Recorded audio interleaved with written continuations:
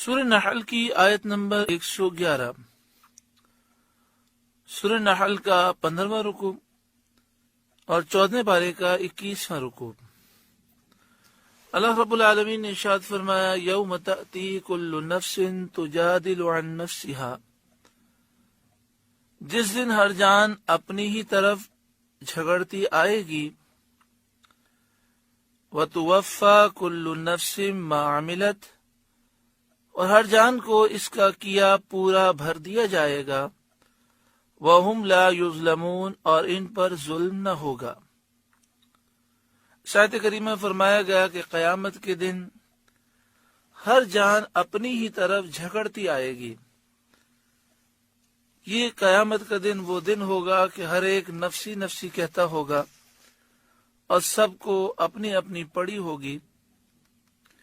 ہاں، اللہ کے نیک بندے اور جو مقرب بندے ہیں ان کا معاملہ جدا ہے، خاص طور پر آقائے دو جہاں صلی اللہ علیہ وآلہ وسلم جب نفس نفسی کا دور ہوگا اور ہر کوئی نفسی نفسی کہہ رہا ہوگا، اس وقت آقا ہمارے مولا صلی اللہ علیہ وآلہ وسلم کی زبان پر انا لہا ہوگا کہ اے میرے امتی، میری شفاعت تمہارے لیے ہے، میں تمہارے لیے ہوں۔ اور نبی اکرم صلی اللہ علیہ وآلہ وسلم اپنے گنہگار امتیوں کی تلاش فرما رکھے ہوں گے۔ اللہ تعالی ہمیں حضور کا دیدار اور حضور کی شفاعت نصیب فرمائے۔ اور پھر فرمایا، وَتُوَفَّى كُلُّ نَفْسٍ مَّا عَمِلَتْ، اور ہر جان کو اس کا کیا پورا بھر دیا جائے گا، جیسا عمل ہوگا ویسا صلہ دیا جائے گا، وَهُمْ لَا يُظْلَمُونَ، اور ان پر ظلم نہ ہوگا۔ یہاں یہ جو فرمایا گیا کہ یوم تأتی کل نفس تجادل عن نفسها، ہر جان خود اپنے آپ سے جھگڑ رہی ہوگی۔ حضرت عبداللہ بن عباس رضی اللہ تعالی عنہما نے اس آیت کی تفسیر میں فرمایا، قیامت کے میدان میں لوگوں میں لڑائی یہاں تک بڑھے گی کہ روح اور جسم میں جھگڑا ہوگا۔ روح کہے گی، یا رب، نہ میرے ہاتھ تھا کہ میں اس کو پکڑتی، نہ پاؤں تھا کہ چلتی، نہ آنکھ تھی کہ دیکھتی۔ جسم کہے گا، یا رب، میں تو لکڑی کی طرح تھا، نہ میرا ہاتھ پکڑ سکتا تھا، نہ پاؤں چل سکتا تھا، نہ آنکھ دیکھ سکتی تھی۔ جب یہ روح نوری شعاع کی طرح میرے جسم میں آئی تو اس سے میری زبان بولنے لگی، آنکھ دیکھنے لگی، پاؤں چلنے لگے۔ جو کچھ کیا اس نے کیا، میں نے تو کچھ بھی نہیں کیا۔ تو اللہ تبارک و تعالی ایک مثال بیان فرمائے گا۔ اس مثال کو سمجھانے کے لیے ہم اس طرح بیان کرتے ہیں کہ جیسے مثال کے طور پر ایک شخص ہے نابینا اور دوسرا شخص وہ لنگڑا ہے۔ نابینا چونکہ دیکھ نہیں سکتا، وہ باغ کی طرف نہیں جا سکتا، اور لنگڑا دیکھ تو سکتا ہے لیکن چل نہیں سکتا۔ نابینا کو پھل نظر نہیں آتے، باغ کا راستہ نظر نہیں آتا، اور جو لنگڑا ہے وہ چلنے کی صلاحیت نہیں رکھتا۔ تو پھر نابینا نے لنگڑے کو اپنے اوپر سوار کر لیا۔ اس طرح یہ ہوا کہ لنگڑا جو ہے اسے راستہ بتاتا رہا، اور جب وہ نابینا اس لنگڑے کو اپنے اوپر سوار کرتے، جس طرح لنگڑا بتاتا گیا وہ چلتا رہا یہاں تک کہ باغ میں پہنچا، درخت کے نیچے پہنچ گیا، تو اب لنگڑے نے اپنے ہاتھ بڑھا کر پھل توڑ لیے۔ تو سزا کے دونوں مستحق ہیں۔ اسی طرح جسم بھی سزا کا مستحق ہے اور روح بھی سزا کی مستحق ہے۔ لہذا انسان کو چاہیے کہ وہ اللہ کے حکم کے مطابق زندگی گزارے، تو دنیا میں اور آخرت میں جسم کے لیے بھی سکون ہے، اور آخرت میں اور دنیا میں روح کے لیے بھی سکون اور چین ہے۔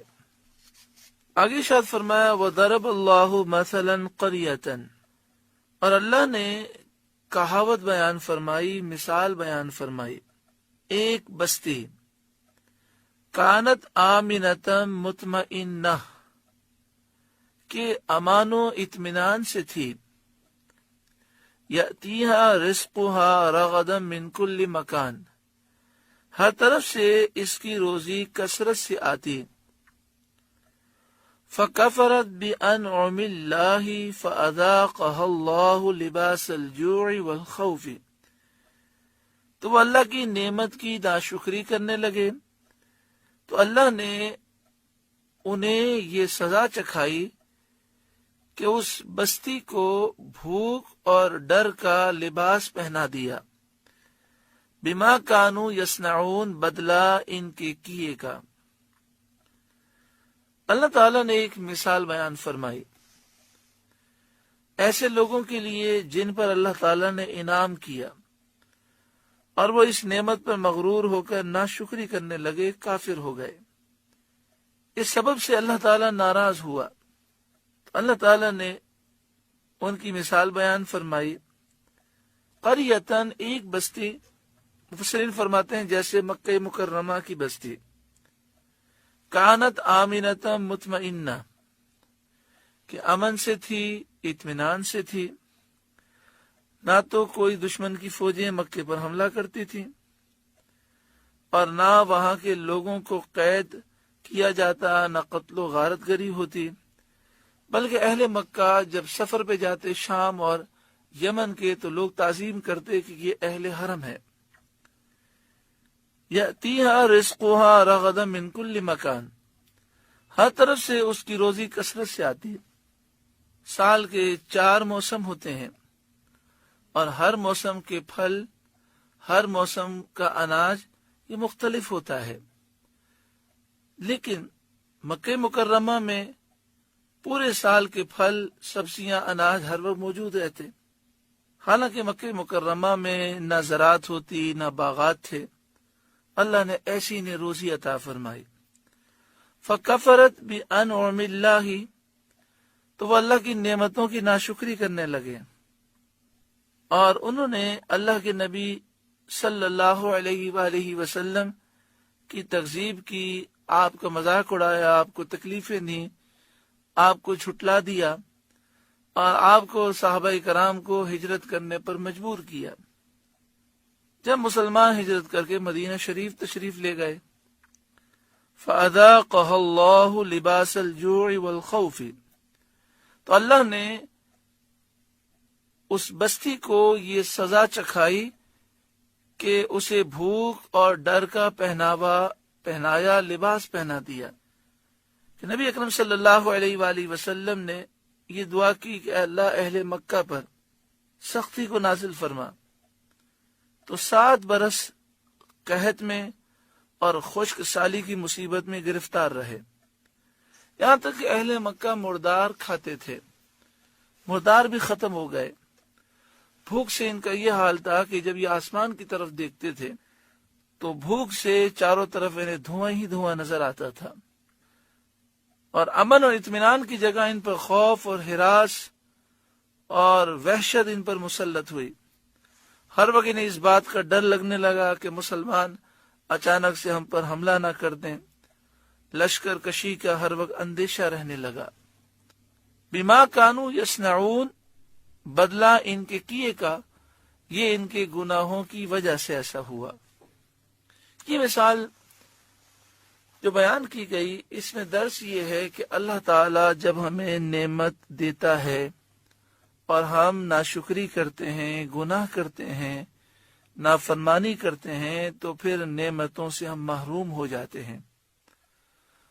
آج اللہ تعالیٰ نے ہمیں بے حساب رحمتیں، برکتیں، نعمتیں عطا فرمائی ہیں، ہم اللہ تعالیٰ کی بارگاہ میں سچی پکی توبہ کریں اور اللہ تعالیٰ کی نافرمانی نہ کریں۔